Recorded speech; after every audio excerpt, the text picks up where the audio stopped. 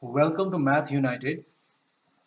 This video is part of a series where I'm solving IGCSE past papers of year 2020 topic wise so that you don't have to look for different exams to revise a particular topic. Please subscribe to this channel if you want more videos like this. Thank you. This is question number 4 of paper 12, February-March 2020, in which they have given a function of a curve.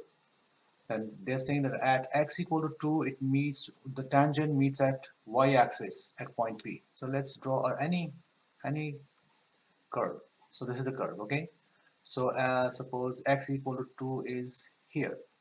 So the tangent at this place is meeting y-axis, this y-axis, right? P. They're saying find the exact coordinates of P. All right. So whenever we need to find a point outside curve, we should find the equation of the line that is connecting that point to the curve, and which is tangent in this case. So first we should know the equation of the tangent. So equation of tangent, which is a straight line. An equation of a straight line is always y equal to mx plus c. So m is the gradient. Let's find the gradient first. And the gradient is dy over dx of the curve.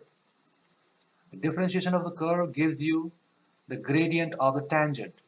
So we'll have to differentiate the equation of the curve to get dy over dx. So equation of the curve is y equal to ln 3x square minus 4 minus x cube over 6. Alright, so dy over dx,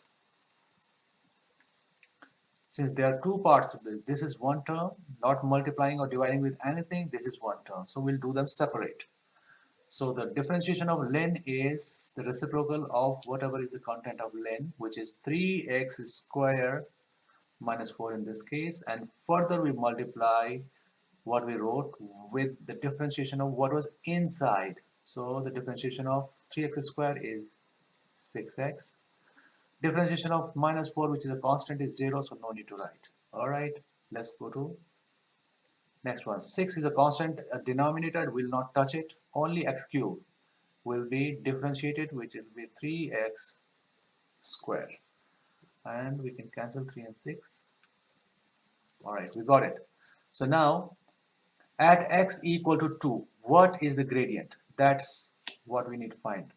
So at x equal to 2, dy over dx will be, we'll substitute x by the 2. So 6 times 2 is 12 here. And 2 square is 4 times 3 is 12. Minus 4 minus, only x square here, so 2 square is 4. And 2 is the denominator. So let's see what it gives us. 12 over 8 minus 4 over 2 is 2. So what is it? 12, okay, minus 16 minus 4 over 8, which is minus half. Okay, so I've done this mentally. If you can put this whole thing in your calculator, you will get minus half straight away. Okay, there's no need to do all this. All right, so now we have gradient. We want to find the c, and c is nothing but y-intercept of the tangent, and which is point P, and that's what we want. So let's have a point, this one which is on the line. So we know x is 2. What will be the y at this point? So we'll substitute this 2 in main equation of the curve, and that will give us the y coordinate of this point, okay, where the line is the tangent. So we will put it in ln 3x square, which is 2 square minus 4 minus 2 cube over 6. That is the y coordinate of this point. All right. So ln 4 times 3, 12 minus 4 is 8. Ln 8 minus 8 over 6. So let's find out what is this point, y coordinate of this point. Since they are asking us to find the exact value of that uh, y-intercept, so let's straight away use this in the equation, and the equation was y equal to mx plus c. So y for this point, now we know it, is this ln 8 minus 8 over 6 can be written as 4 over 3. Let's write it simpler form. Okay, minus 4 over 3 equal to m is minus half, that's what we got earlier, and x coordinate is 2 and plus c. All right, so it will become ln 8 minus 4 over 3, and 2 and 2 will cancel here. This is minus 1 left. Let's put to the left side plus 1 equal to c, and that is our purpose, right, to find c. And that will be ln 8 can't be, okay, minus 4 over 3 plus 1 is minus 1 over 3. That is the y-intercept, and that is the y-coordinate of the y-intercept. And x-coordinate, we already know that x-coordinate of p is 0. Y on y-axis, the x-coordinate is always 0. So they said find the exact coordinates. So we can write the exact coordinates now.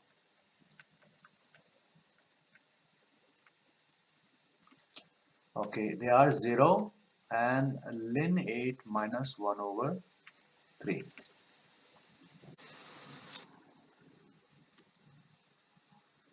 This is question 9 of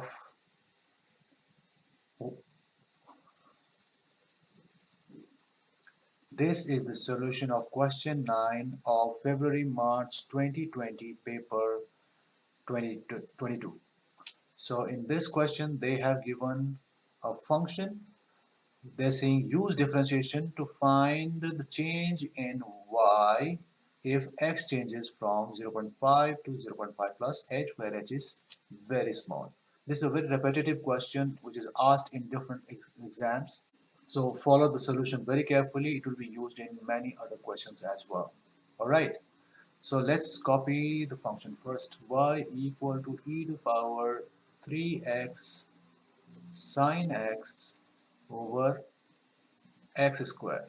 The most challenging part of this question will be this, differentiating this, because it has numerator multiplying where both the parts have a variable x and denominator also has a variable x. So for dy over dx, we will use quotient rule, and inside quotient rule, we will use product rule.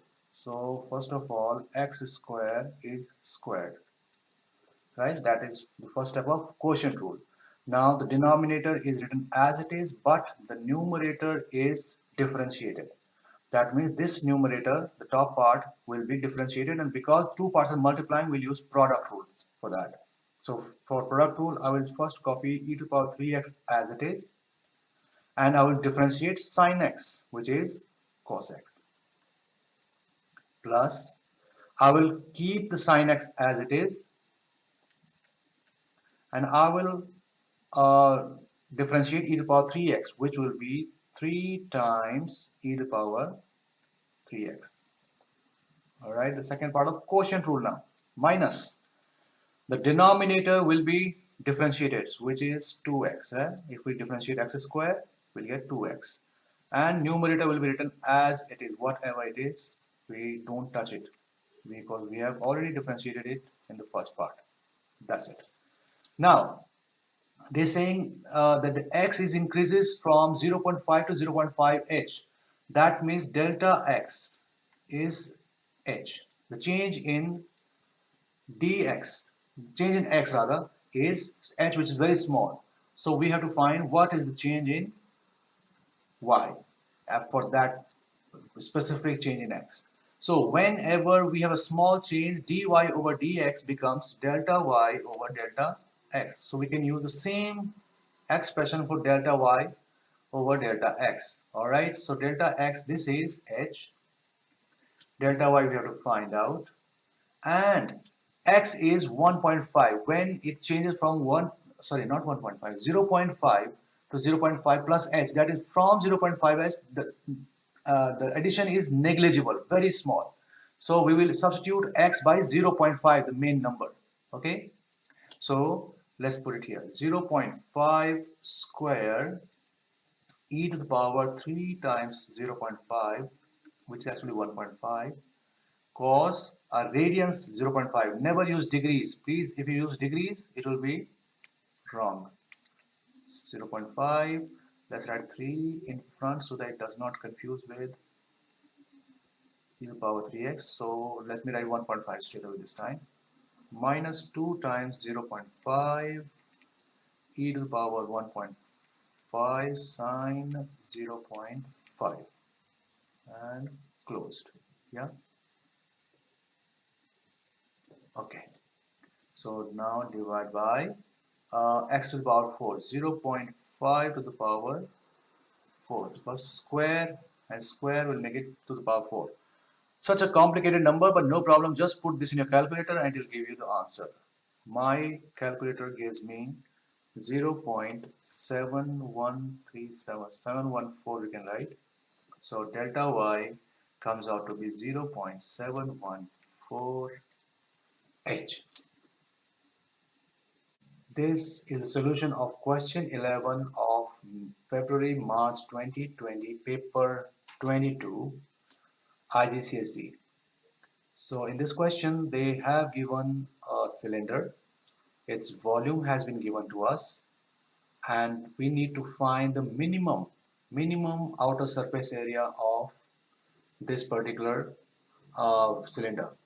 So radius is r, height is h, and volume is 1000. So in such cases, what should we do? The given information is always used to isolate or eliminate one of the variables. So let's isolate 1000 is the volume of a cylinder, which is pi r square.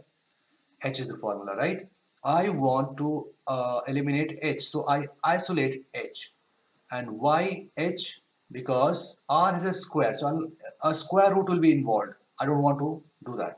So it's better to isolate h so that there is no square root. It's a complete 1000 over pi r square, right? Now we have to minimize the surface area. So we have to write the total surface area of a cylinder.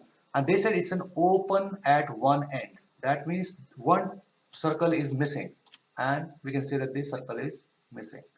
So what will be the total surface area in that case? The bottom circle is pi r square plus the curved surface area will be 2 pi r and h, right? And h we isolated here, so we can eliminate it from here. So let's call it S equal to pi r square plus 2 pi r 1000 over pi r square. Okay, so in this multiplication we can cancel this pi with this pi and this r with one of the r's. So what is left with? S equal to pi r square plus 2000 over r. That's the surface area, and that's what we have to minimize. Minimize means we have to find the stationary point where this will be minimum or maximum. If we get only one answer, definitely that will be minimum. But if we get two answers, then we'll have to verify whether it's a maximum or minimum value. So the first step is differentiate the equation we just found out. So ds over dr, differentiate s with respect to r. So let's differentiate the first pi r square. This 2 will come in front of pi. So become 2 pi and the exponent goes down by 1, which is just 1, so not writing it. 2000 over r, let's do it here. 2000 r to the power minus 1. That's what I can write. Minus 1 goes and multiplies with 2000. It will become minus 2000 r, and this exponent will go down by 1. Minus 1, minus 1. That will be minus 2. And this has to be equal to 0 for being minimum or maximum to have a stationary point. So I made it equal to 0. Now I will ignore this part. I will just take care of the right side. So 2 pi r stays and 2000 over r square, right, goes to the right side. So because it was negative, I made it a denominator so that it becomes positive. Why? Because I want to multiply with this r now. So this r square multiplied with this r, which gives us r cube. 2 pi I will bring to the denominator, cross multiply at its best. 2 pi. So 2 and 2000 will cancel out. So 1000 over pi is r cube. Let's cube root this to find radius. And when I cube root the right side, I get 6.827. Let's call it 6.83 centimeters. All right, but the question was not about what is the radius. Question is, what is the minimum surface area? And since we got only one value for r, definitely it is going to be minimum. So we will substitute it in the equation we had for surface area. Let's do it here. So S equal to pi r came out to 6.83 square plus 2000 over 6.83. And when I use my calculator, I get 439.37, which is can be rounded out to 4 centimeter square. This is the answer. Move on to summer. This is summer 2020 paper 11 question number 3. The radius r centimeter of a circle. Okay, this is a circle. The radius is r centimeter. Find in terms of pi the rate at which, okay, the area, okay, area is increasing. Area is increasing. All right, that means we know that the radius is increasing. So we need to find what is the relationship between the area of a circle and radius. And area of a circle is pi r square. To find the rate, we will write, first we will write the relative change. So dA over dr, that is differentiating area with respect to radius, will be 2 comes in front, 2 pi r. But whenever they say rate, look, they've given rate equal to 5 centimeters per second. Yeah, s minus 1 means per second. That means there is time involved, and there is no time in our equation. So what do? We forcibly insert time in this. How? dA is the numerator, make it divided by dt.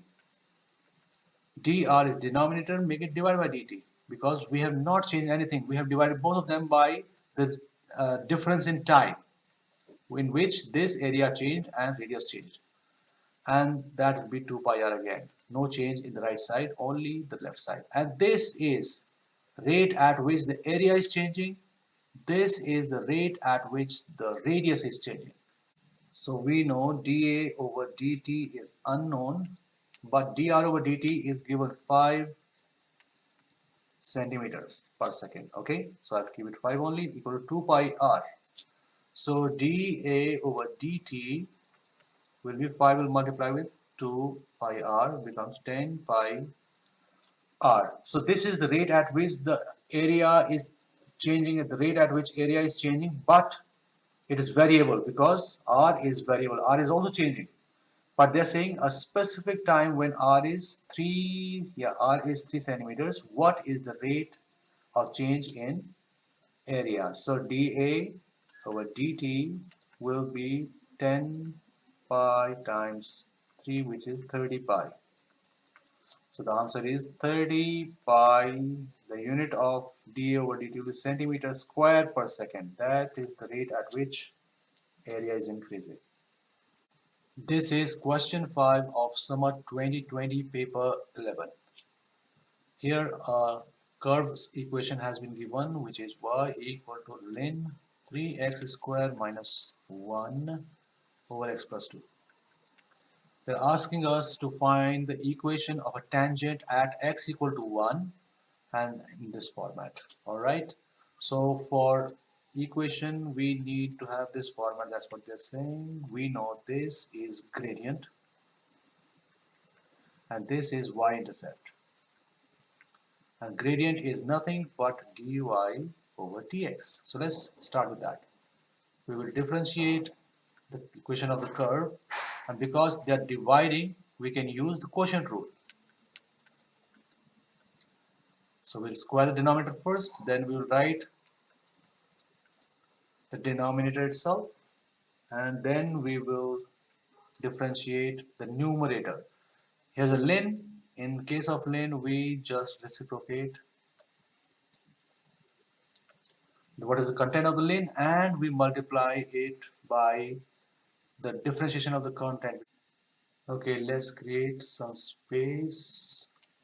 Okay, now it will be subtracting. In this case, we will keep the numerator as it is, which is ln 3x squared minus 1, and we'll differentiate the denominator x plus 2, which is just 1. Alright, and now we have to find when x is equal to 1, what is the value of this differentiation. Alright, so when x is equal to 1, the differentiation becomes 1 plus 2, 6 times 1, which is 6. Okay, 3, 1 square, which is 3 minus 1, minus ln 3, 1 square is 3, minus 1, and I'm not adding the 1 later on, and it will be 1 plus 2 square. You can put the whole of this in your calculator and find. Let me do it mentally. Alright, this is 3, this is 2. So 2 and 6 cancel, 3 times 3 is 9, minus ln 2 over, this is 3 square 9. This is the gradient, and since they are saying that we can use how many decimal places, let's see, 3 decimal places. So let's use decimal, convert this to decimal, equal to 0.9228. So 3 decimal places they are saying, so I'll write 923. All right, I will use this y equal to mx plus c. So we have to plug in 1 point from the curve. We know the x coordinate is 1. Let's find the y coordinate. Okay, copied. All right, this is the equation of the curve. And because the point is on the curve, I can find the y coordinate. So ln 3 1 square minus 1 over 1 plus 2. That comes out of ln 3 minus 1, ln 2 over 3. That's the y coordinate. Okay, so I will find decimals later. Let me write it here. Ln 2 over 3 equal to m was 0.923, right? 0.923. X is 1 and plus c. So c comes out to be ln 2 over 3 minus 0.923. And if I use my calculator, it gives me 0.692. So the final equation comes out to be y equal to m 0.923 x plus c. C is 0.692. Voila. We made it. Here is another question where rate of change in radius is given, and we have to find the rate of change of the volume, and they have given the relationship for simplicity, so we will follow the same process we did earlier. This is question number 2, summer 2020, paper 12. Okay, so let me write V equal to 4 over 3 pi r cube. So the rate of change of volume with respect to radius will be dV over dr, and for that 3 will come in front. 3 times 4 over 3 pi r square. 3 and 3 cancel, it is 4 pi r square. So since the rate is in centimeters per second, we have to involve time in this, and we divide the numerator by dt, we divide the denominator by dt, and which is equal to 4 pi r square. They have given that the rate at which the radius is changing is a linear rate of change, so it is not changing at all. It is remaining 0.5 centimeters per second. So In place of dr over dt, we will write 0.5, and we have to find dv over dt. Unknown is there, so 4 pi r is 0.25, I think 0.25 square. When radius is 0.25, what is the rate at which the volume is changing? So we'll cross multiply now. So this is the rate at which volume is changing, which will be equal to 0.5 times 4 pi times 0.25 square, 0.0625. Okay, and just we have to find in terms of pi. Yes, we have to find this answer in terms of pi. So we can't touch pi, so pi will remain pi, and we will just multiply 0.5 times 4 is 2. 2 times this will be 0.125 pi centimeter cube per second. That's the answer. This question is from summer 2020 paper 12 again, question number 7. They're saying that this is the equation of a function, and if we differentiate it, this should be the format. Find the values a, b, and c, their values. All right, so let's write dy over dx straight away. Since there are two parts, this part, and they are multiplying, both have variables, so we'll use product rule. So first let me write x square minus 1 as it is, and let's differentiate the second one, which is square root of 5x plus 2. So I'll write 5x plus 2 to the power half, right? And this will be differentiated. Plus x square plus 1, sorry, minus 1 will be differentiated, but the second one will remain 5x plus 2 to the power half, no change. All right? And now let's differentiate. So x square minus 1 untouched. This half will come in front of 5x plus 2. So half 5x plus 2 to the power, and this half will go down by 1. Half minus 1. Further, whenever we have power of a function, we have to multiply this whole thing by again the differentiation of what is inside bracket, which is 5x plus 2. And differentiation of that will be just 5. 2 will be having a differentiation of 0. 5x differentiation is 5. Alright. Differentiation of x square minus 1 is just 2x. And we'll be left here 5x plus 2 to the power half. Okay. It is not matching our format yet. That means we need to do something more. Okay, so let's make it positive, and because half minus 1 will be negative half, so it will make positive by making it a denominator. So x minus square minus 1 remains on top. 2 is a denominator already, and this will also become a denominator, so I will write 5x plus 2. Because minus half when it becomes positive, when it becomes a denominator, and I will put it back as a square root because that's the format they want. And oh, there is 5 also, so I have to write 5 here. Okay, plus what is here? Nothing. So 2x is outside, and we can write square root 5x plus 2. Still not matching our format. We need to have one term with one numerator and one denominator. So this has the denominator, so let's multiply this with the denominator of the other side. 5x plus 2 divided by 2, 5x plus 2. So that they have same denominator now, so we can write them as one denominator, 2, 5x plus 2. Alright, this is, let's open this bracket, 5x square minus 5. That will be the numerator of this one. What will be the numerator of this one? Can you see square root 5x plus 2, square root 5x 2, 5x plus 2, that will become a complete 5x plus 2.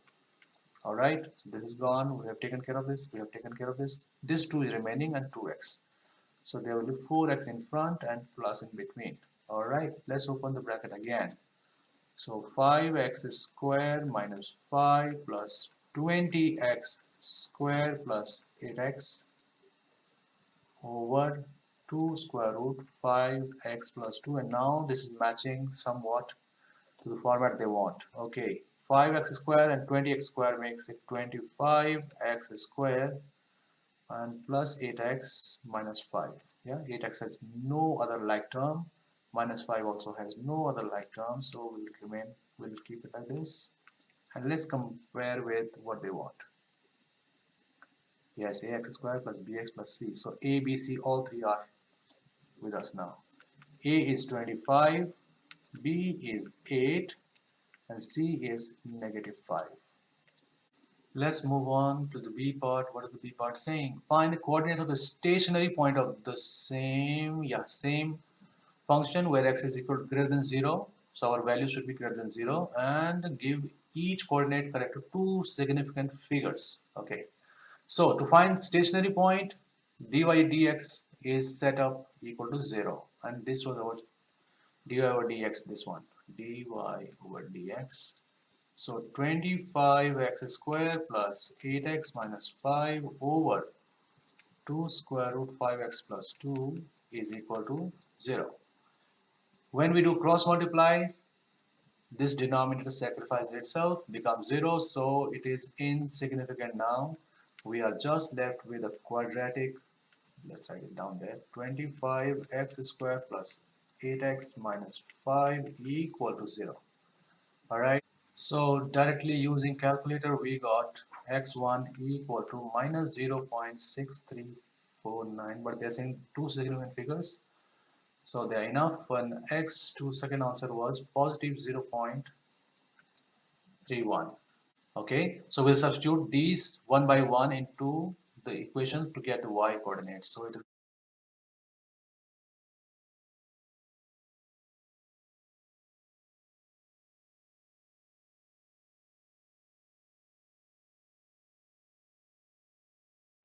second one was minus 1.7 as the y coordinate, and now that is the point of the stationary point, which is 0 point. These are two significant figures, right? Let's see, 2. Okay, so it will be 0.31 comma minus 1.7. 31 because I rounded off this to the 5. It was not up to 5.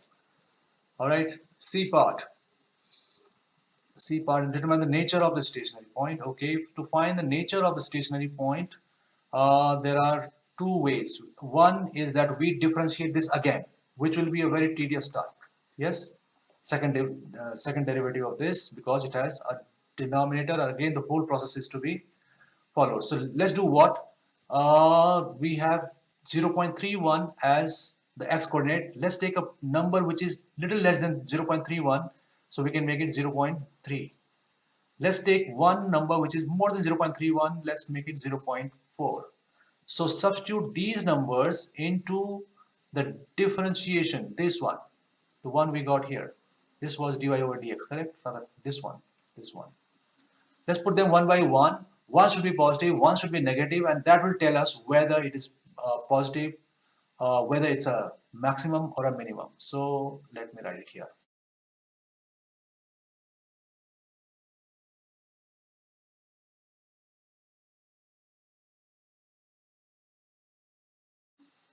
So when I use my calculator, this gives me minus 0.0935 and more digits. I'm more interested in this sign. So it's negative. When we use this one, this gave us positive 0.55. So basically what happens that at 0.3 is negative. That means the graph is going down. When the gradient is negative, it goes down. At 0.31 it is 0, that means stationary, and 0.4 it is positive, means it is going up. That means it is turning up. That means this is a minimum. So our answer is that at x equal to 0.31, curve has a minimum point.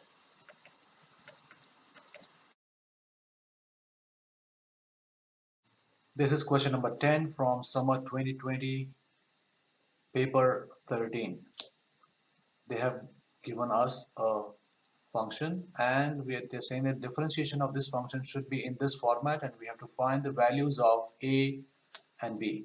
So let's get started. dy over dx Since there are two parts in this function, one is x and one is square root x plus 2, they are multiplying. That means we have to use product rule. Okay, so in product rule, let's differentiate x first. So x, differentiation of x will be 1. Yeah, this one, this x, if we differentiate, it will be 1. And I will write x plus 2 as power half. Square root can also be written as power half. Plus, the second time x will not be touched, but this part will be differentiated. And to differentiate this, half will come and become the coefficient of the bracket, and then x plus 2, the exponent will go down by 1, and further we have to multiply it by the differentiation of the contents of the bracket, which is x plus 2, and differentiation of x plus 2 will be just 1, so not much of a difference. Alright, so this will be square root x plus 2 again. Yeah, there's nothing here. So plus there's 1 x and 2, so we can write x over 2, and this x plus 2 half minus 1 will be minus half, and to make it positive I'll make it a denominator, so this has to become a denominator with a square root, because minus half is equivalent to square root. Alright, this is the one not matching with this, so basically when we need to merge them we should do this, give the same denominator as the other one to this and multiply also by the same number so that it does not make any difference to the main term. Alright, so now both of them have same denominator, we can combine them. 2 square root x plus 2, and this is square root x plus 2, and square root x plus 2 will become a complete x plus 2, no square root anymore, because half, it is half, it is half, half plus half will become complete 1, and there is 2 in front. Alright, and plus x only. So now we can simplify the numerator, which will be 2x plus 4 plus x over 2 square root x plus 2. Alright, and finally it will come out 2x plus x, 3x plus 4 over 2 square root x plus 2, and the format they wanted a plus x plus b, so a is 3 and b is 4. Got that. Find the exact coordinates of the stationary point of this. Okay, the stationary point of this particular curve can be found if I equate the differentiation. The differentiation was this one, dy over dx equal to 0. So let's equate it. So the part 3x plus 4, right? 3x plus 4 or 2 square root x plus 2 equal to 0. And when we cross multiply, this will go and multiply with 0, becomes 0. So 3x plus 4 equal to 0, x equal to minus 4 over 3. Only one stationary point, one turning point this has. So they're saying find the coordinates, right? Coordinates, exact coordinates of this. So we need y coordinate. And since the curve, the point lies on the curve, I can use the same curve, y equal to x square root x plus 2 to get the y coordinate. Okay, so x is minus 4 over 3, it will be minus 4 over 3 square root minus 4 over 3 plus 2. Okay, so minus 4 over 3, this becomes 6 minus 4, 2 square root 2 over 3. Can we do something? No. At most, we can rationalize the denominator. Let's multiply this by 3, multiply this by 3. So it becomes minus 4 over 3 and square root 6 on top, and because this is 2 3's inside here, it will become a complete 3, and that will be minus 4 square root 6 over 9. So the coordinates of the stationary point will be minus 4 over 3, which was x, and minus 4 square root 6 over 9. Okay, what is the part C? Determine the nature of this stationary point. Okay, so for stationary point, we should differentiate this once more, the one we got here. I think we can do this, yeah, because sometimes it becomes very difficult to do it again. So let's find the second derivative of this. So let's differentiate again. Y prime was 3x plus 4 to square root x plus. So second derivative will be y prime double prime equal to, that was plus 2, right? So 2 square root x plus 2 square, and then we write 2 square root x plus 2 as it is, and multiply this by the derivative of the numerator, which is 3x plus 4. So its derivative will be just 3 minus 3x plus 4 is untouched, and we differentiate the denominator, which has 2, and then we have a square root. We can write it as x plus 2 to the power half. So half will come in front, so half comes in front. X plus 2 to the power half minus 1, and further we multiply by the differentiation of what is inside, which is again 1. Alright, looks complicated but no problem. Just substitute minus 4 over 3, this x, into this whole thing and see whether it comes out to be positive or negative. If it is positive, it will be a minimum. If it comes out to be negative, it will be a maximum. So let's see what it comes out to be. And when I substituted x with minus 4 over 3, I got plus 1.84. So I'm interested in this sign only. Plus means it's a minimum. So that's the nature of the stationary point.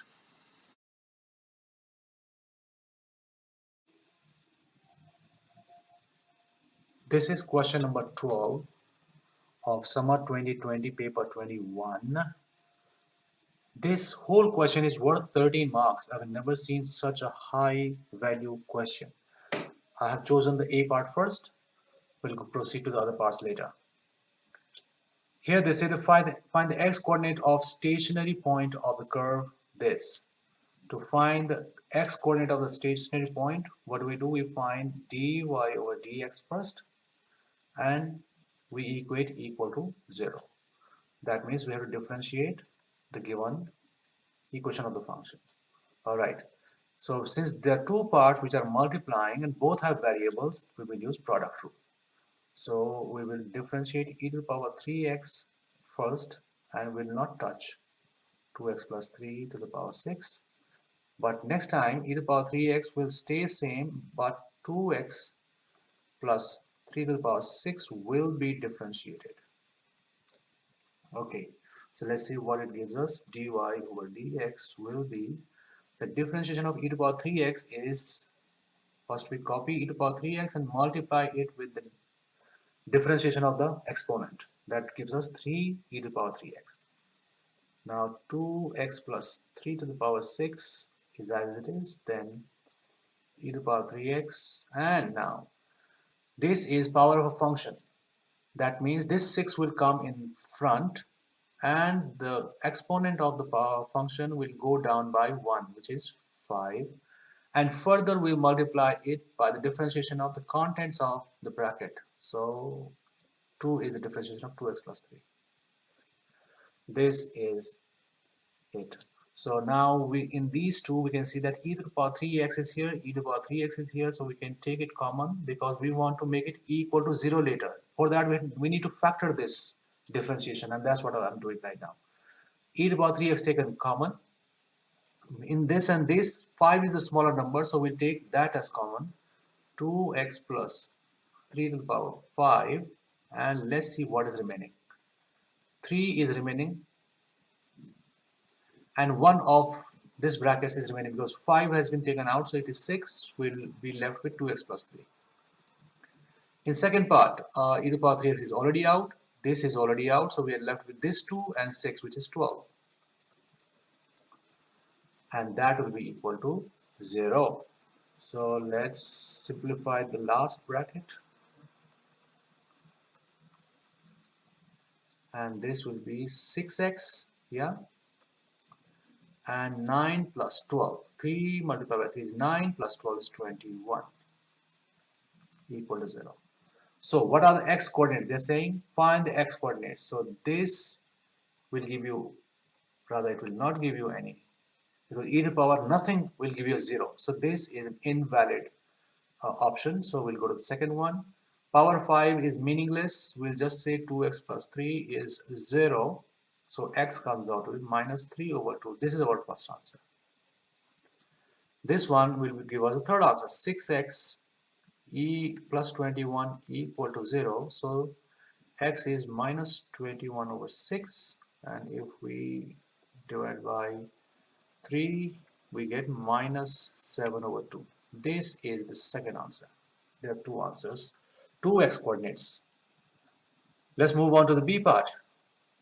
So the B part is the curve has an equation y equal to f(x), some curve, okay, not the previous one. It is independent of the first part. It has exactly two stationary points, okay. Given that second derivative is 4x minus 7, first derivative at 0.5 is 0, first derivative at 3 is 0. So whenever first derivative is equal to 0, that is actually the stationary point. Okay, so that means these are the two stationary points at 0.5 and 3, x equal to 0.5 and x equal to 3. Use the second derivative test and determine the nature of each of the stationary point. So if second derivative is less than 0, negative, it implies that the point is a maximum. If second derivative is greater than 0, positive, it means it is a minimum. So what will we do? We'll just substitute 0.5 and 3 into this. So let's put 0.5 first, minus 7. This is the second derivative, okay? Second derivative, and we have substituted x by 0.5. Alright, this is 2 minus 7, minus 5, negative. Negative means it is a maximum. Just 2 marks for this. Alright, second derivative at 3 equal to 4 times 3 minus 7, which is 12 minus 7, positive 5. So positive means it's a minimum. Alright, let's move to the C part, which is again independent of the first two parts. That's why it became 13 marks. Here they say that in this equation all lengths are in centimeter. Alright. The diagram shows a solid cuboid with height h, width x, and length 4x. Okay. Volume of the cuboid is 40 centimeter cube. Given that x and h can vary, and that the surface area of the cuboid has a minimum value, find this value. All right. So, because we want to find the minimum value of surface area, we should have an equation surface area in terms of the one it is saying x and h. Okay. We can have either x or h. Let me prefer x. All right. Since they're saying volume of a cuboid is LBH, right? So in this case, it will be 4x multiplied by x multiplied by h, which is 4x square h, and they have given it equal to 40 centimeter cube. 40. So I want to isolate h and then I will eliminate it. So h equal to 40 divided by 4x square. That cancels 10 and gone. 10 over x square.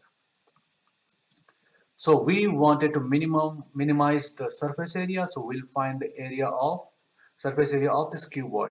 Surface area of a cuboid is 2LB plus BH plus LH, right? So we have length and breadth in terms of x. So height is the one we will substitute with this, and we'll be having everything in terms of x. So let's do it, which is s equal to 2, length is 4x, breadth is x, so it will become 4x square plus breadth is how much, x, yes, and h is 10 over x square plus length is 4x and breadth is 10 over x square. Alright, let's see, can we simplify this to 4x square. This x will cancel with this, so 10 over x, and this x will cancel with one of them, that becomes 40 over x. And the simplest form would be this: 2 times 4x square will be 8x square, 10 over x and 40 over x will become 50 over x, so multiplied by these two will give us 100 over x. We are ready with the equation of surface area in terms of x, and now we will differentiate. We want to find a minimum value of this, so we'll differentiate this with respect to x. So let's do that. ds over dx will be, differentiation of 8x square will be 16x, and differentiation of 10 over x, 100 over x, right? 100 x power minus 1. I rewrite this as, so minus 1 multiplied with 100 gives us minus 100, and the power of x goes down by 1, which is minus 2. For minimum or maximum, this has to be equal to 0, the stationary point. Yeah? So I'll ignore this one now. 16x equal to 100 x to the power minus 2, which can be written as 100 over x square. Now we'll cross multiply x square with x, so it becomes x cube equal to 100 over 16. Okay, so now let's cube root it straight away. It came out to be 1.84 centimeter. And now they're asking find this value, the minimum value. So we have just found the value of x. We have not found the minimum surface area. And the surface area equation is this: s equal to 8x square. We'll just plug in the value we got into this and we'll get the surface area. So surface area will be 1.84 square plus 100 over 1.84. And if I use my calculator, I get 81.43. So let's write 81.4 centimeter square. This is the smallest surface area. This is summer 2020 paper 22. Here the variable x and y are such that this is the relationship, and they're saying that if x increases from pi by 4 to pi by 4 plus h, what is the change in y? So change, whenever they say, we have to differentiate the given function. So let's differentiate it. Differentiation of sine x is just cos x. Differentiation of this will be, we will copy whatever is e to the power, and then we'll multiply it by the differentiation of the exponent, which is minus 1 in this case. So it comes out to be cos x minus e to the power minus x. This is the differentiation. Now, since the change is very small, dy over dx becomes delta y over delta x, very small. They've said already that delta x is h. The change is h. From pi by 4 to pi by 4 plus h means the change is just h. So we need to find change in y. So to find that change, we need to substitute this x by pi by 4. Since h is very small as compared to pi by 4, we can write cos pi by 4 minus e to the power minus pi by 4. X replaced by pi by 4.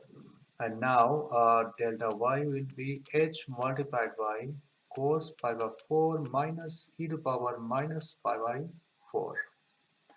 Okay, and if we use our calculator, delta y comes out to be h multiplied by 0.2513 figures. Okay, so we can write this as 0.251 h. This is the answer. This is summer 2020 paper 22 question number 6. We need to find the equation of a tangent to this curve at x equal to pi over 8. Alright, the equation of any line is y equal to mx plus c, or y minus y1 equal to mx minus x1. So if you look at this, it resembles more to this. So let's use this format. So we need a point on the line and the gradient, right? So gradient is nothing but the differentiation of the equation of the curve. So let's find it from here. So first we'll have to convert it to y equal to format. So we can do what? 2y equal to tan 2x plus 7. This is the equation. Let's divide the whole of it by 2. Okay. So we will be left with y equal to half tan 2x plus 7 over 2. So now we need to differentiate this expression. Half will remain half. The differentiation of tan 2x will be secant square 2x, and further we have to multiply it by the differentiation of the angle, which is 2x. So the differentiation of 2x will be 2. Differentiation of 7 over 2 is 0, so no need to write it. Okay, fine, we can cancel this 2 and this 2, so we are left with only secant square 2x. Alright, now they're asking us to find m at x equal to pi over 8. Let's substitute that into this derivative. So dy over dx, which is actually m, will be secant square 2 times pi over 8. So this and this cancel out again. So we are left with secant square pi over 4. So we should know pi secant pi over 4. Secant pi over 4 will be 1 over cos, right? Because it's a square, so we have to write square. If we put this in a calculator, it will give us complete 2, this 2. 1 over cos square pi over 4. So we got our gradient. What else do we need for equation? We need gradient plus, okay, x coordinate is known to us, y coordinate we need to know. Okay, so let's find y coordinate by substituting pi over 8 into the main equation, which was this actually. So y equal to half tan 2 pi over 8 plus 7 over 2. Okay, so it will be half 2 and 8 cancel. So tan pi over 4 is 1 actually. So 1 plus 7 over 2.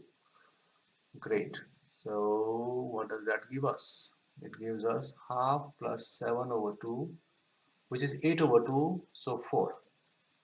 We got y coordinate, x coordinate is pi over 8, y coordinate is 4, and gradient is 2. Now we can finally write the equation of the tangent.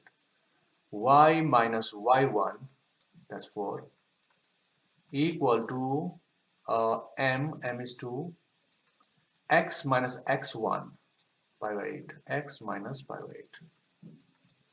So it becomes y minus 4 equal to 2x minus 2 times pi over 8 will be pi over 4. The format they wanted was some special format, ax minus y, ax minus y.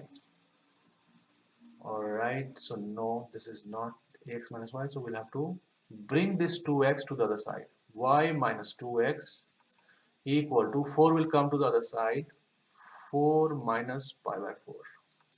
Yeah, but still it is not matching the format.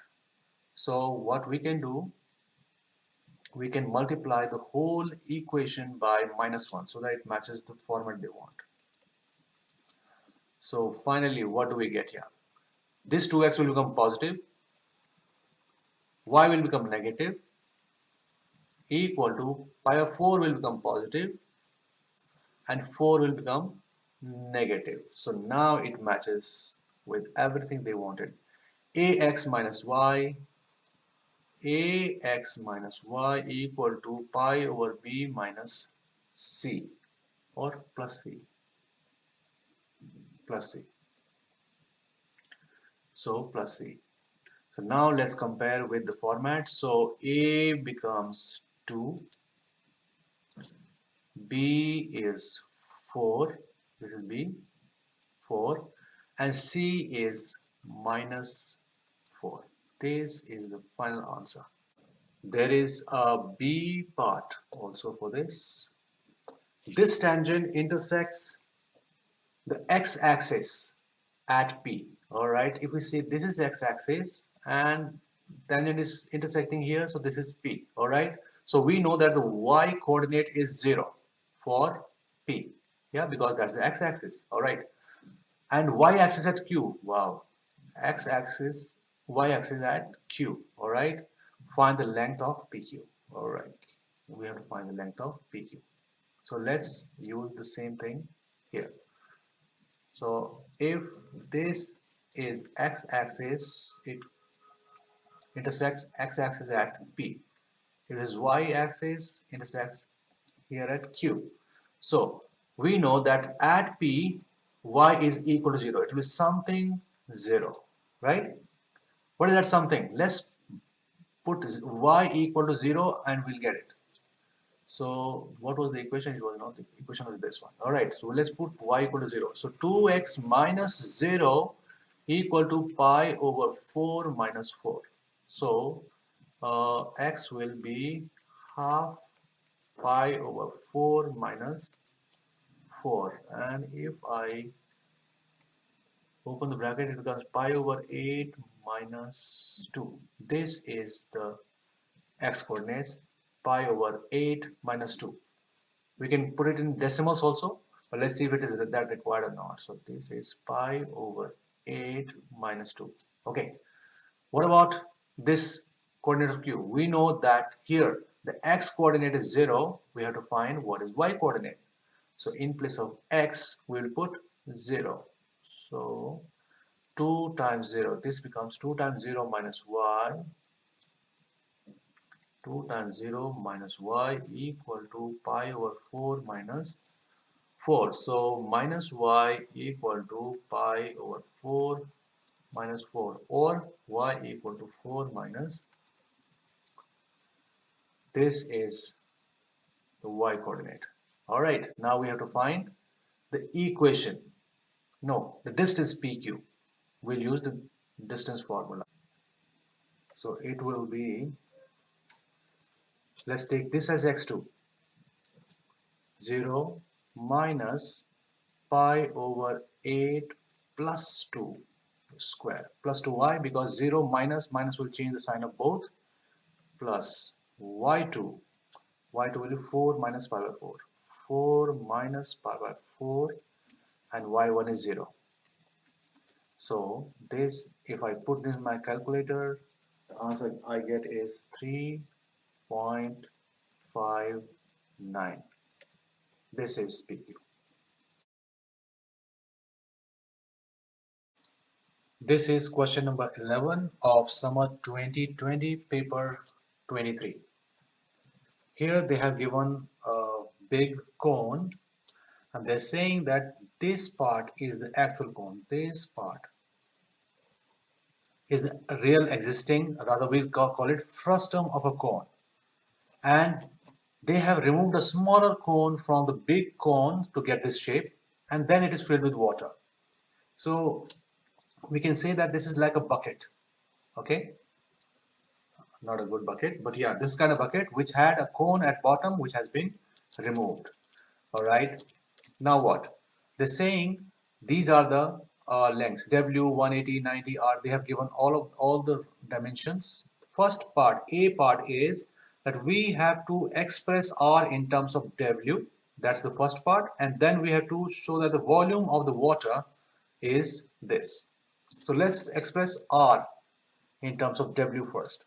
So if I draw this R like this and a complete triangle like this, so isn't this height of the this particular cone, which has a radius of capital R, is W plus 180, isn't it? Now I will draw similar with the smaller triangle where 90 is the radius. This one. Alright? But the height this time will be just 180. So don't you agree that these two triangles are similar triangles? In similar triangles, the ratio of the respective sides is same. What I mean is this: if I divide r over 90, that means this radius divided by this radius, same will be the ratio of w plus 180 divided by 180. That's what I mean. Okay, so now we can write r in terms of w. So we'll take this 90 and multiply here. So it will be how much? W plus 180 multiplied by 90 divided by 180. And this, so that's our relationship. R is W plus 180 divided by 2. This is the first part. Second, they're saying the volume of the water should be this expression. So let's do that. So if I take this as one cone, this base and this is a cone, and if I subtract this cone, the smaller cone from it, won't I get the volume of the water? So big cone minus small cone, their volumes will give us the volume of the water. So volume of the water will be the volume of the cone is given here. So volume of the water, the big one will be volume of the big cone minus volume of small cone. Alright, so let's call it just V. Volume of big cone will be 1 over 3 pi r square h. R for the big cone is capital R. Height for the big cone is this W plus 180. Yeah? W plus 180. Minus the volume of small cone will be 1 over 3 pi. This time radius is 90 and height is 180. Right? Let's try to simplify this now. V equal to 1 over 3 pi. In place of R, we'll put what we got is value earlier. So it will be R square will be W plus 180 square divided by 2 square, which is 4. Minus, sorry, it is further multiplying by W plus 180. W plus 180 minus, okay, can we cancel this 3 and this 180? So 60 times 90 square will be 486,000 and pi. So we got the second part. And if we look at this one, 3 times 4 will be 12. Done. Pi is pi. And W plus 180 square, W plus 180 will give us W plus 180 cube. Done. We have expressed the volume of water with this formula. Okay, the second part, they're saying the water is poured into the container at a rate of 10,000 centimeters cube per second. So the volume means is increasing because water is being poured. That means the volume will increase. Okay, at this rate, what is the rate at which the depth means W, yeah, that's the depth of the water is increasing. That's what they're saying. When W equal to 10. All right. So because volume and W are related and they are related in this particular relationship also, so we will find dV over dW. We'll differentiate this whole thing with respect to W. Look at the later part, this one. This has no W. That means it will have a differentiation of 0. So ignore it. Just we have to focus on this part. So pi over 12 is a constant, so we will not touch it. The only part we need to do is now W plus 180 cube. To differentiate that, the cube will come in front and W plus 180 is exponent will go down by 1. So it was cube, it will become square.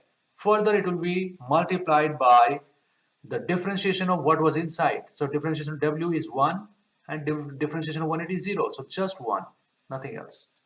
So what are we left with? Okay, we can cancel this 3 and this 12. So we are left with pi over 4 W plus 180 square.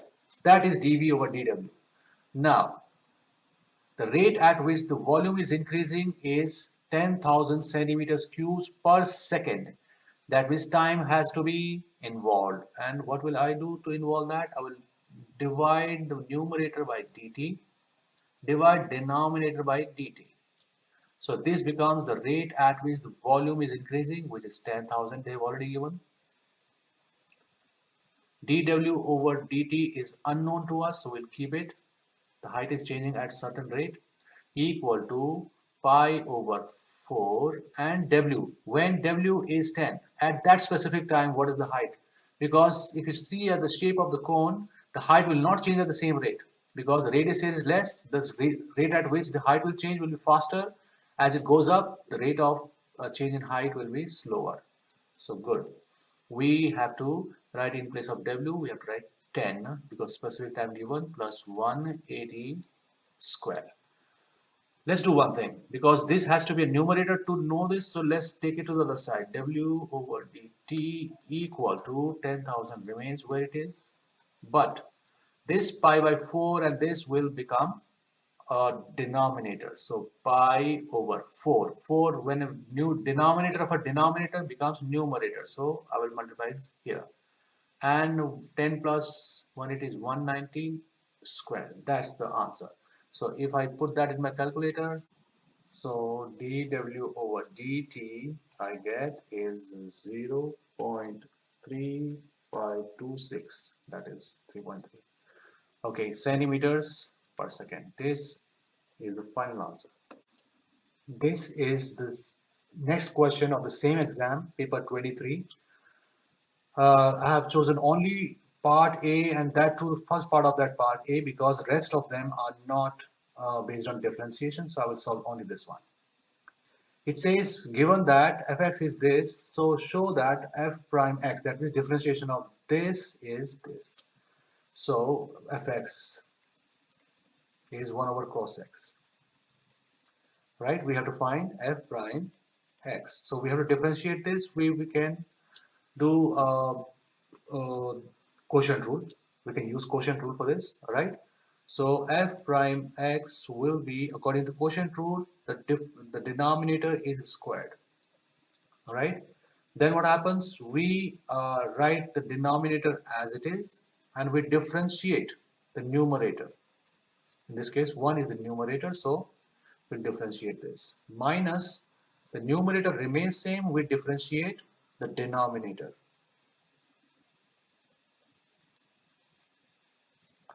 Okay, so differentiation of 1 will be 0. So this whole thing does not exist for us. We will go to the next one. Differentiation of cos x is negative sin x. So we will write negative sin x and 1 will not make any difference to it over cos square x. And now these two negatives will make it sin x over cos square x. What I'm doing, I'm separating cos square x as cos x and cos x, right?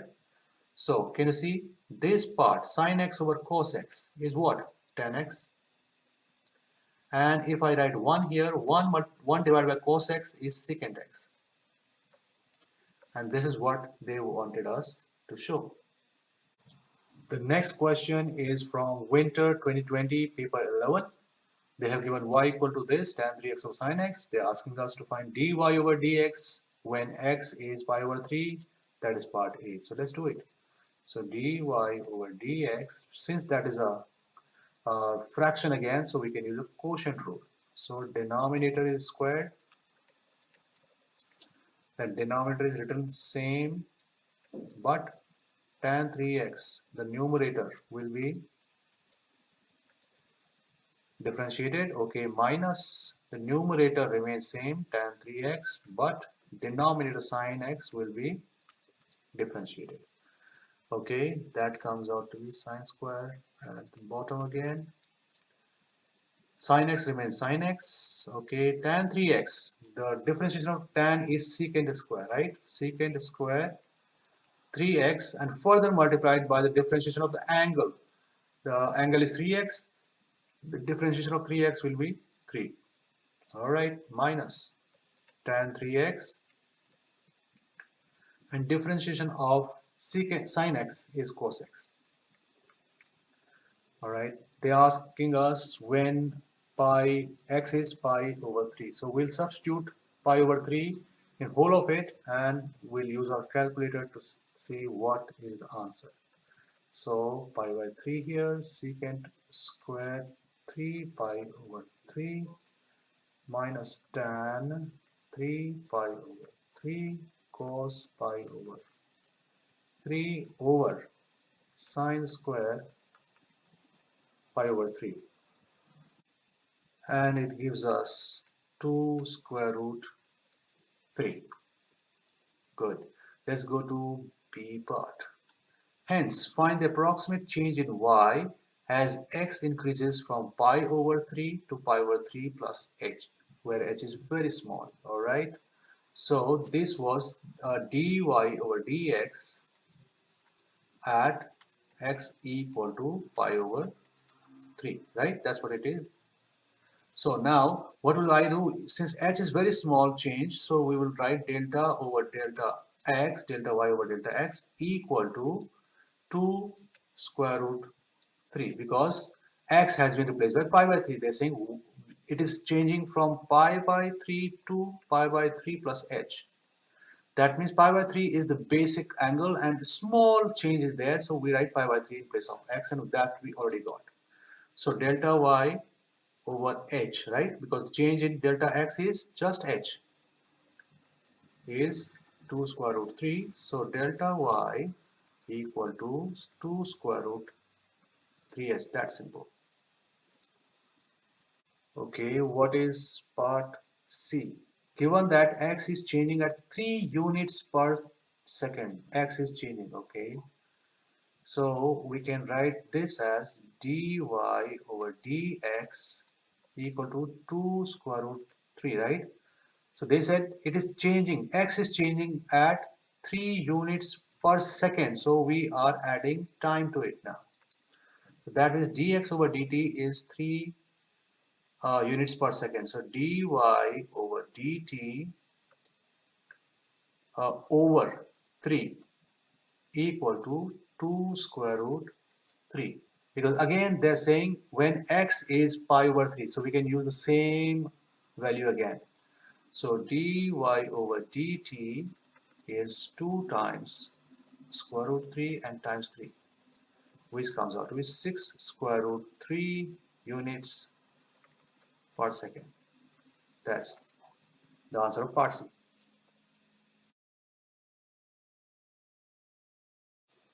This one is from winter 2020, paper 12. In the first part, they're saying find the equation of the normal to the curve at point where x is square root 2. So the equation of a normal, that means we will use the equation of a line, which is y minus y1 equal to mx minus x1. But I'm not writing m. I'm writing minus 1 over n. Why? Because the m we will get from this will be the gradient of the tangent, and I want to use gradient of normal. So negative reciprocal of gradient of tangent is the gradient of normal, and that's what I'm going to do. So let's find dy over dx first, and that will be m. So because it has two parts, y equal to ln 3x square minus 5 over 2x plus 1. It has numerator and denominator, so we'll use quotient rule for dy over dx. So denominator will be squared. Then denominator is written as it is, but the numerator will be differentiated. Numerator is ln 3x square minus 5. So to differentiate that, we reciprocate the content of ln, and further we multiply the numerator by the differentiation of what was inside the content. So the differentiation of 3x square minus 5 will be 6x. Alright, minus. Now we will write the numerator as it is, and we'll multiply this by the differentiation of the denominator, which is the differentiation of 2x plus 1, it is 2. Okay, can you simplify it somehow? Okay, no problem, let's leave it like this. Okay, we could have simplified it, but since they have given x equal to square root 2, we'll just substitute everything as square root 2, every x equal to square root 2, and we'll get our m. So let me do this. 2 times square root 2 plus 1 times 6x, 6 square root 2 over 3 square root 2 square minus 5 minus ln 3 square root 2 square minus 5 times 2 over 2 square root 2 plus 1 square. Put this in your calculator and you'll get m. I got 6 square root 2 over 2 square root 2 plus 1, which is in decimals 2.22. Alright, we got m, right? So now our equation was y minus y1 over 1 over m. So we have m, we have been given x as square root 2. Let's find y, corresponding y to square root 2. So what was the equation of, okay, this is the equation. Let's use this space. So y equal to ln 3x square. So 3 square root 2 square will be complete 2 minus 5 over 2 square root 2 plus 1. What I did, I used the x equal to square root 2 they have given into this main equation of the curve. I got this. So y equal to 3 times 2, 6 minus 5 is 1. Oh, ln 1. Ln 1 is 0. So y will be 0. 0 divided by anything is 0. We got y equal to 0. So let's substitute. Y minus 0 equal to minus 1 over m, which is 2.22 x minus square root 2. Alright, so it comes out to be y equal to minus 1 over 2.22 x plus square root 2 over 2.22. And if I simplify the whole thing, it comes out to be y equal to minus 0.45, sorry, 451 x plus 0.638. That is the equation of the curve, not equation of the curve, equation of the normal.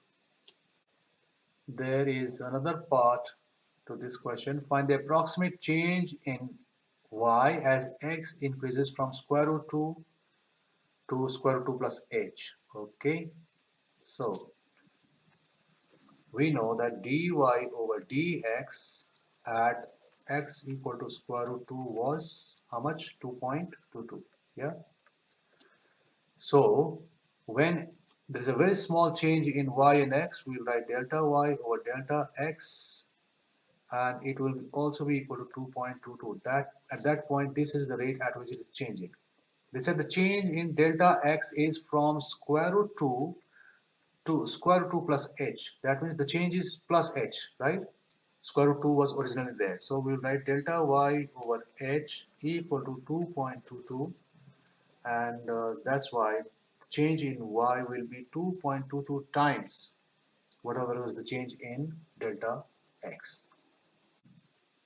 Here we have a curve equation, y equal to this, and we have to show that dy over dx is this, and hence we have to tell what is the value of a and b. Alright, since there are two parts in it which are multiplying and both have variables, so we will write dy over dx and use product rule. So let me first differentiate 2x minus 1, which is just 2, and 4x plus 3 square root will not be changed, plus 2x minus 1 will not be changed, but I will differentiate square root 4x plus 3. By now you might be knowing that square root is same as power half. So I will write power half in front, and 4x plus 3 will go down by 1, which is half minus 1 makes it minus half. and further we multiply by the contents of the bracket, which is 4x plus 3, and if I differentiate it, it comes out to be 4. All right, so this comes out to be 2 square root 4x plus 3, and this 2 and this 4 can cancel out, so we'll be left with 2x minus 1. And since this is a negative exponent, we'll make it denominator to make it positive. So square root 4x plus 3. But it does not match with what they're asking us to take it as. So we will have to merge the two by giving them same denominator, 4x plus 3. So multiply by square root 4x plus 3 up and down both. So now they have same denominator.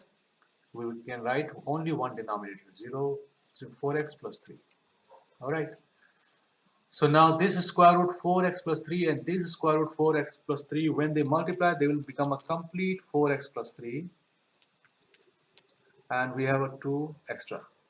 Plus, let's not open, we'll open them together. 2x minus 1. Write it as it is. So now, let's simplify the numerator. 8x plus 6 plus 4x minus 2 over square root 4x plus 3. We can simplify them. It becomes 12x plus 4 over square root 4x plus 3. Alright, so is it matching the format now? Not yet. 4 has to be taken out. Okay. So we can take 4 as common. So 3x plus 1 over square root 4x plus 3. So that means this 3 is A, they wanted. This 1 is B. So A equal to 3, B equal to 1. Alright, let's go to the B part. Hence, write down the x coordinate of the stationary point of the curve. Okay, x coordinate of stationary point. For stationary point, dy over dx has to be equal to 0. And what is dy over dx? This is dy over dx we just did. So we will make it 3x plus 1 divided by square root 4x plus 3 equal to 0. Such questions have been asked earlier so many times. So there's nothing new in this. This multiplies with 0 and becomes 0. So 3x plus 1 equal to 0. So 4 cannot be 0. So this cannot be the answer. But this can be 0. So 3x plus 1 equal to 0, which gives us x equal to minus 1 over 3. This is the x coordinate of the stationary point. Alright. So what is the C part saying? Hence, find the nature of the stationary point. Alright. There are two ways of finding the nature. In this case, I would like to use the points on the left and right. Yes, we can do that. So let's take a number line where we will write minus 1/3, a number on its left minus 1, and a number on its right, say 0. 0 is the best. Okay, so I will substitute these two numbers one by one and see what is the rate, positive or negative. So let's substitute 0. I'm doing it mentally. You can use your calculator. So this is dy over dx. So 4 times 3 times 0 is 0. So 4 times 1 is 4. Okay, 4 times 0 is 0, square root 3. Positive. We got a positive here. That means it's going up. That means definitely it will be going down in minus 1, but let's confirm. 4 multiplied by minus 3 plus 1 is minus 2. Okay, minus 8. We already have a negative. And square root we'll take it as positive only. So positive. Negative divided by positive. So it will be negative. That means it's going down before minus 1/3, and at 1/3 is turning back. That means it's clearly a minimum.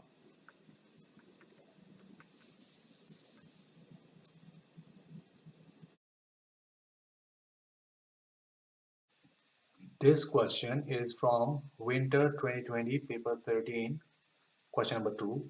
A part says find dy dx if y is this. So let's straight away do it. It's a kind of fractional function, so we will use quotient rule. Okay, so x squared plus 1, denominator squared, denominator written, and the numerator will be differentiated here. So numerator is copied first because it's an exponential part. So we will just copy it first. And then we will multiply this by the differentiation of the exponent, which is 2. Differentiation of 2x minus 3. Alright, minus. We will write the numerator as it is, e to the power 2x minus 3 multiplied by the differentiation of denominator, which is 2x. Alright, so let's simplify. X square plus 1 square. Even though we could have left it like this, but you can see that something can be taken common. 2 is here, 2 is here as well. E to the power 2x plus 3, e to the power 2x plus 3. So let's take 2 e to the power 2x minus 3 as common. I said plus 3 earlier, but it's minus. Okay. What is left in the first part? X square plus 1. What is left in the second one? Just x. Yeah, nothing else? Yeah. So this is dy over dx. Alright. Next. Hence given that y is increasing at a rate of 2 units per second. Okay. So per second means time is involved, and we do this thing when time is involved. Divided by dt here, divided by dt here. And y is changing at a rate of 2 units per second. So in place of dy over dt, I can adjust to dx over dt is what they're asking us to find out. Yeah. Find, given that y is increasing at rate, find the exact rate of change in x, so dx over dt. Alright, equal to, now they said when x is equal to 2. So we substitute x, every x by 2. So it will be 2 e to the power 2 times 2, 4 minus 1, sorry, minus 3. Okay, 2 square is 4 plus 1 minus 2 divided by 2 square is 4 plus 1 square. Alright, now we will cross multiply because dx over dt cannot be a denominator when we want to find it. So we will bring it here. It will be coming here. 2 stays where it is, but this will come with 2, which is 5 square times 25. And this whole thing will be denominator on the other side. Alright, so 4 minus 3 is 1 to 2 e multiplied by 5 minus 2, 3. Alright, and what that comes out to be 50 over 6e. And since they said exact, yeah, exact rate of change, this is the exact rate of change, units per second. Well, this question is number 4 from winter 2020, paper 21. Here they have given a function and they are asking us to find dy over dx. So straight away let's start dy over dx. Since there is a len in front of a bracket, wherever there is len, we just reciprocate whatever is there. Sin x plus 3 cos x. But we don't stop there. We have to multiply the numerator by the differentiation of what was inside the len. So the differentiation of sin x is cos x, and differentiation of cos x is minus sin x. So it will become minus 3 sin x. Okay. And that's the answer. We can write it cos x minus 3 sin x over sin x plus 3 cos x. Alright, find the value of x for which dy over dx is minus half. The gradient is minus half, so we will make it minus half here. That is the b part, okay? Now we'll cross multiply. So minus sin x minus 3 cos x equal to cos x minus 3, no, not minus, it's 2 cos x minus 6 sin x, right? Whenever you have just sin and cos x, put sin x on one side, cos x on one side. So I'll leave this sin x here, but bring the other sin x here. Plus 6 sin x it will become. This is 2 cos x We'll keep it here, and 3 cos x goes there, becomes positive. So it becomes 5 sin x equal to 5 cos x. And 5 and 5 can cancel out, and divide both sides by cos x. That is the purpose, to convert it into one trigonometric ratio, which is tan. Sine over cos is tan x, and cos we are left with just 1. And are they saying find the value of x for which? Okay, from 0 to pi over 2. Alright, this is first quadrant only. So in first quadrant, x equal to tan inverse 1, and in first quadrant, x will be pi over 4. That's it. Another question. Question number 11 from Winter 2020, paper 21. Here they have given an equation of a curve from 0 to 4 only. Find the exact coordinates of the stationary point of the curve. That's what they're saying. For stationary point, dy over dx equal to 0, and we get the x coordinate because of this. Let's find dy over dx first. Okay, since there are two parts which are multiplying, we'll use product rule. So we'll differentiate x once and we'll keep 16 minus x squared same.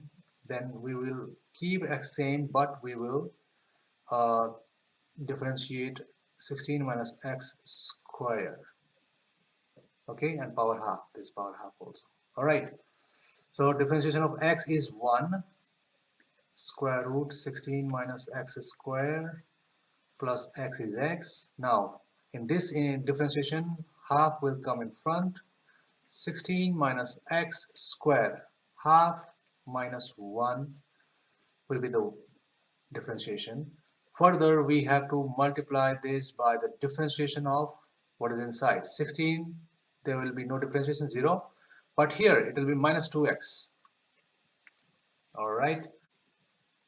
So it becomes 16 minus x square. We have x here and minus x here. So minus x square over square root 16 minus x square. Why so? Because it's negative. That will make it positive by bringing it down, and square root. Power half is same as square root.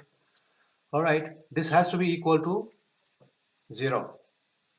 Okay, for the stationary point. So now let's write 16 minus x square, x square square root will be equal to x square over 16 minus x square. Alright, so let's cross multiply. When this square root multiplies with this square root, becomes complete. 16 minus x square equal to x square. So 16 stays here, x square plus x square, which is 2x square equal to 16. Divide both sides by 2. So x square equal to 8. So x equal to square root 8, plus or minus, right? But they have said x is between 0 to 4. That means positive 1 will take. So we will not take the negative 1, we can ignore it. Square root 8, which can also be written 2 square root 2. That's the x coordinate. But they said we want both the coordinates, right?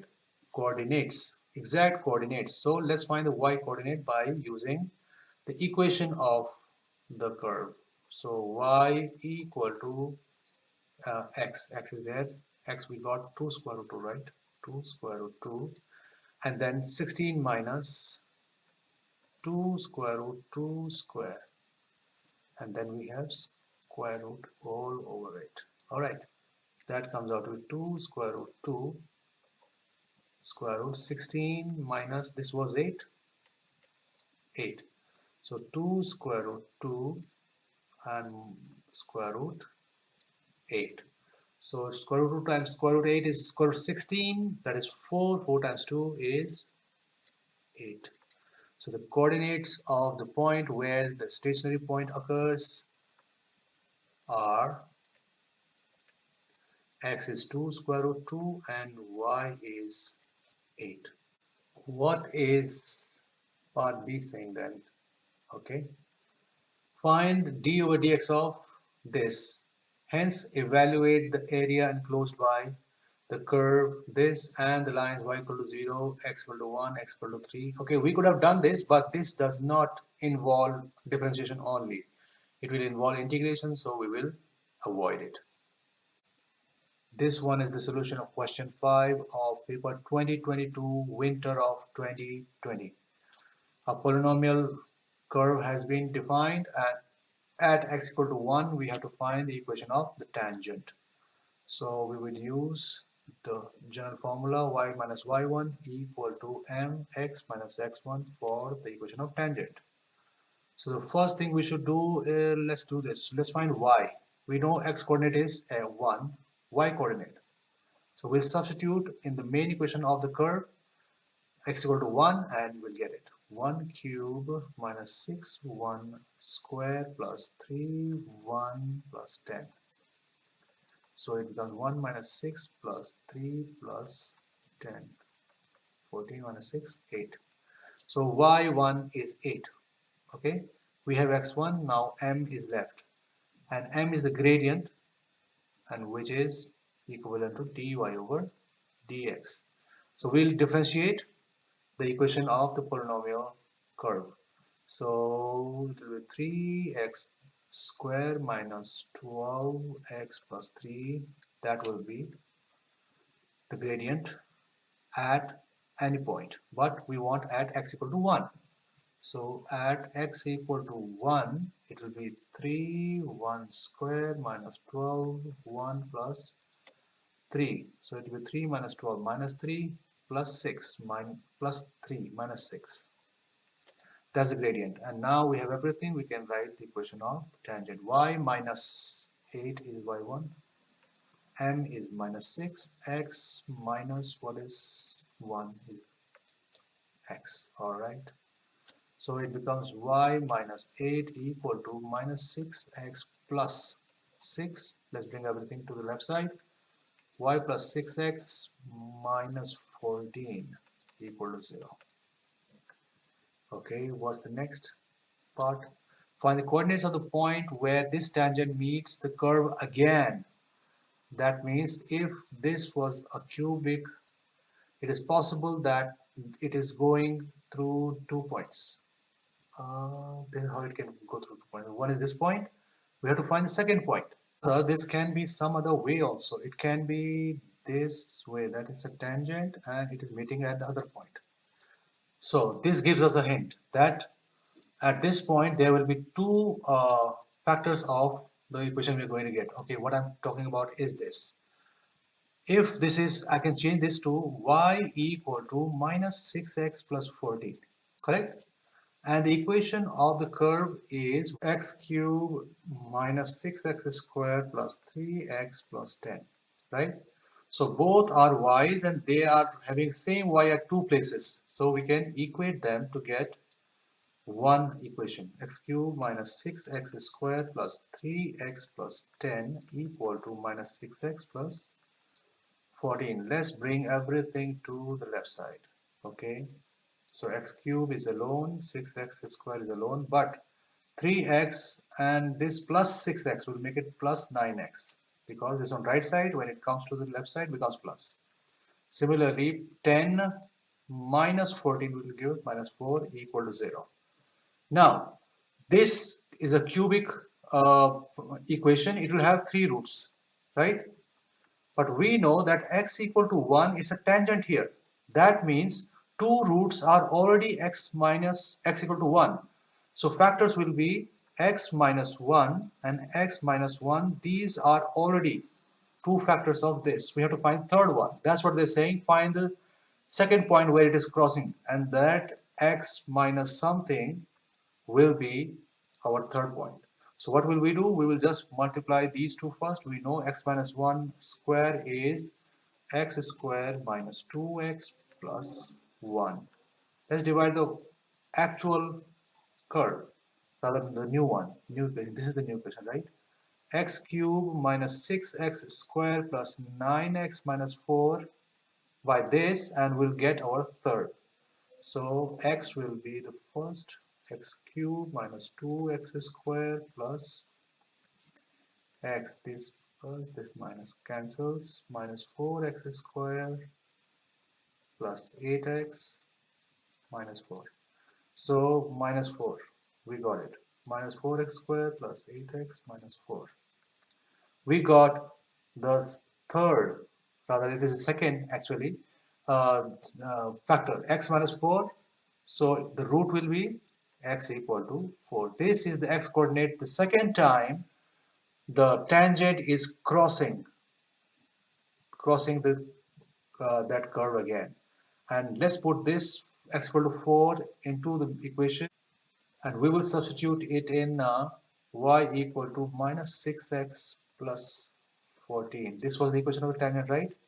We could have substituted this in curve also, but that has a cube and square. That will make it complicated. Let's do it here. It will be easier. So it will be minus 6 times 4 plus 14. That comes out to minus 10. So the coordinates of the second point where the tangent is crossing the curve again are 4 is x and y is minus 10.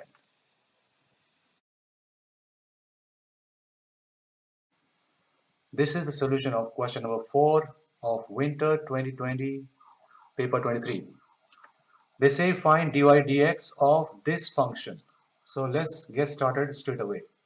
Dy over dx in this case will be a reciprocal of the contents of ln, 1 plus sine x. This is what we do whenever we have a ln. Further, we multiply it by the differentiation of the contents of the ln, what is inside it. So differentiation of 1 will be 0, so we will not look at it. Sine x. The differentiation of sine x will be cos x. So that becomes cos x over 1 plus sine x. That's it. That's the answer of A part. B part. Find the value of dy over dx when x is pi by 6. That means in this we have to substitute x equal to pi by 6. So it will be cos pi by 6 over 1 plus sine pi by 6. Okay, you can use your calculator. I am doing it mentally. Cos pi by 6 is square root 3 over 2, and 1 plus sine pi by 6 is half. So that becomes square root 3 over 2 divided by 1 plus half is 3 over 2. This can be written as square root 3 over 2 multiplied by 2 over 3. 2 and 2 cancel out. And okay, that can be written as square root 3 over 3, and square root 3 can be written as square root 3 multiplied by square root 3 to cancel this. Final answer will be 1 over square root 3. They're saying where a is an integer, find a. So we can clearly see that a is 3 in this case. C part. Find the values of x where dy over dx equal to tan x. So right. So cos x over 1 plus sine x equal to tan x. And we know that tan x is also sine x over cos x. That's the identity. So we will do cross multiply. All right, this becomes cos square x.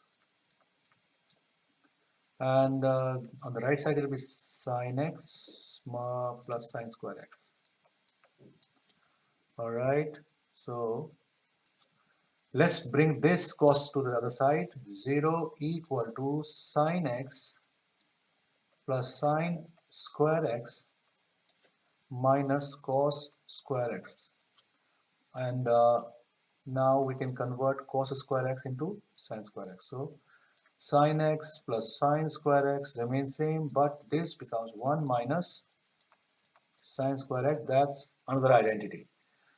So it becomes sine square x, and this minus will make this also plus sine square x. So we'll have 2 sine square x.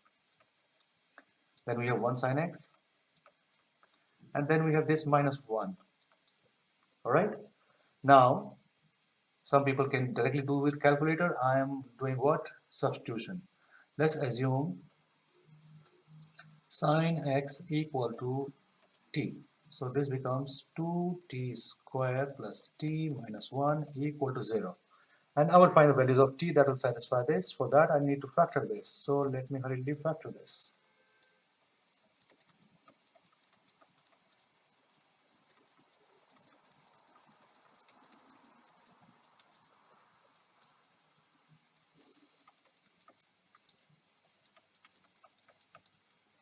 Okay, so we have two factors, and this factor gives us 2t minus 1 equal to 0, t equal to positive half, which is sine x equal to positive half.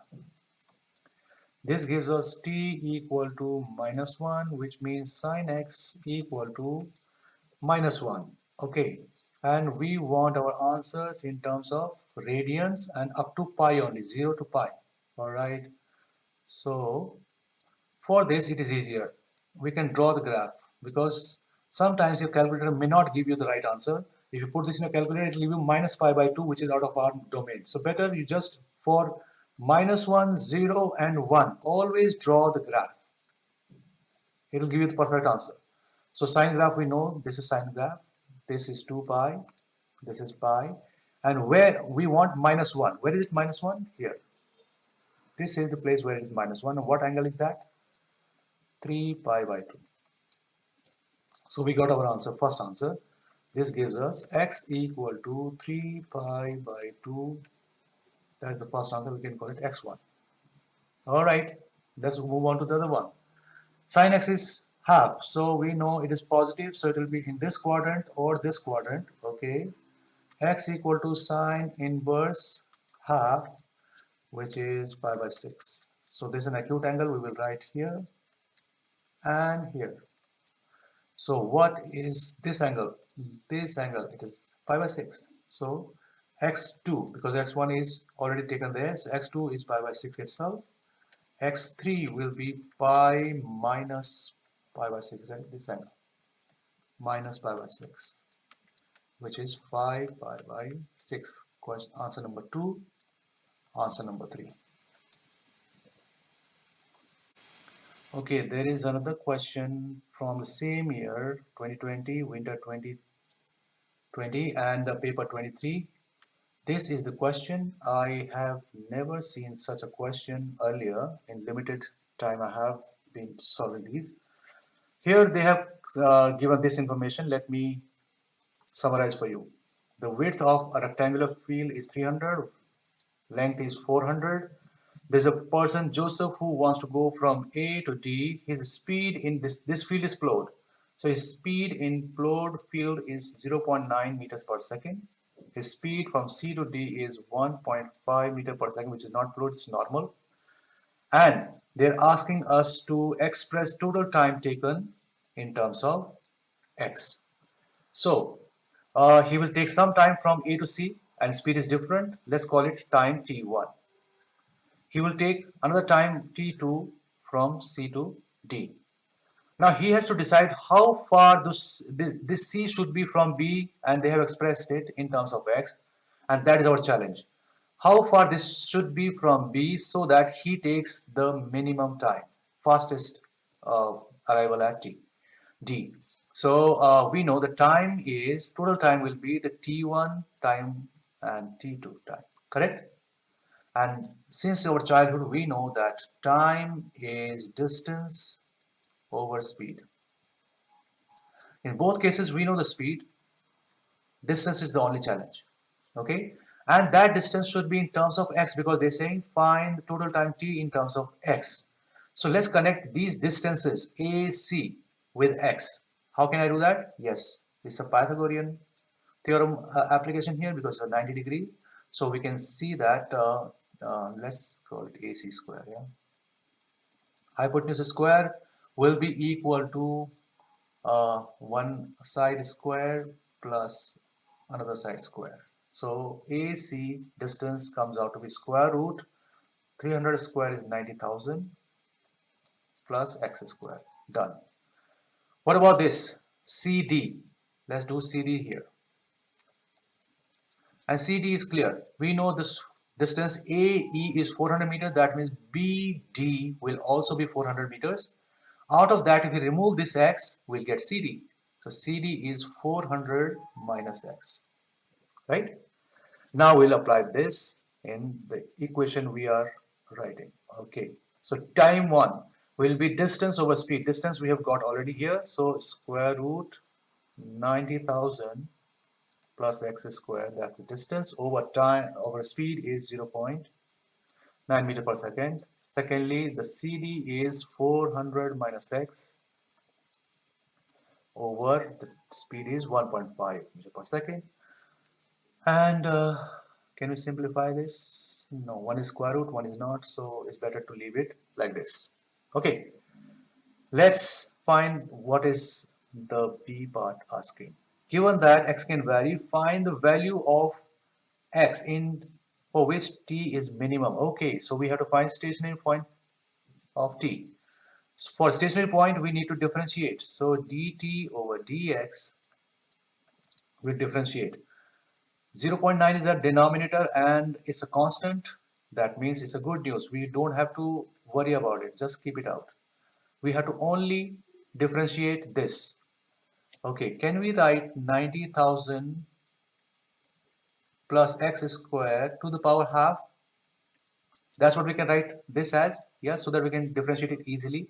So whenever we differentiate power of a function, this exponent goes and becomes coefficient. So 1 over 2 will become coefficient and this power will go down by 1. Yes, half minus 1, which is minus half. So 90,000 plus x squared to the power minus half. And further, we need to multiply it by whatever the content of brackets are. So 2x. Oh, a little complicated, but if you know your logic and your differentiation very well, you will not make any mistakes. So these two and these two can get cancelled out. All right, we'll look at this again. First, we have to differentiate the second part. Again, 1.5 is denominator, keep it out. Okay, and we'll differentiate the numerator, but 400 is a constant, so its differentiation will be 0, gone. Minus x, yes, its differentiation will be minus 1. It was that simple. So let me write a simplified form of dt over dx equal to nothing here. So 1 over 0.9, and because this is negative half, I want to make it positive, so I'll make it a denominator and half is square root. So I will write it here 90,000 plus x squared. All right, and there's an x also here. This x, yeah. So we have to write x here. Okay, then we have minus 1 over 1.5 from the second part. All right, we got it, but we were on our journey to find the value of time minimum. So we have to make it equal to 0 so that we can find the stationary point for t. So let's do it here. X over 0.9 square root 90,000 plus x square equal minus 1 over 1.5 equal to 0. All right, let's take this number to the right side so that it becomes positive. So x over 0.9 90,000 plus x square equal to 1 over 1.5, and now we can cross multiply. All right, so 1.5 goes there. So 1.5 x over 0.9 equal to square root 90,000 plus x square, one more 0. I brought only square root part here, not 0.9. There's a reason for that, because we want to square now, and squaring it will be easier here than there. Here we can simply cancel out square root and square. So if I square this, it will become 2.25 x square over 0.81 equal to 90,000 plus x square. Okay, now this x square and this x square should be together so that we can isolate x square. Okay, let me make some space here. So 2.25 over 0.81 x square minus x square equal to 90,000. Yeah, so this becomes 1.44 over 0.81 x square equal to 90,000. Again, let's square root.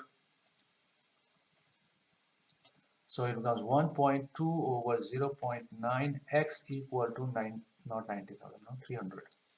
Okay, so x is 300 multiplied by 0.9 over 1.2. X comes out to be 225 meters. Okay, so our distance from B to C is 225 meters. That means remaining 175 meters is CD. All right.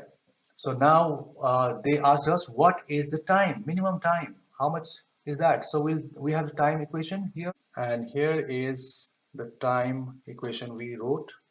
And now let's substitute 225 to get the minimum time. So t equal to square root 90,000 plus 225 square over 0.9 plus 400 minus 225 over 1.5. And if I use my calculator, I will get time equal to 533.33 seconds.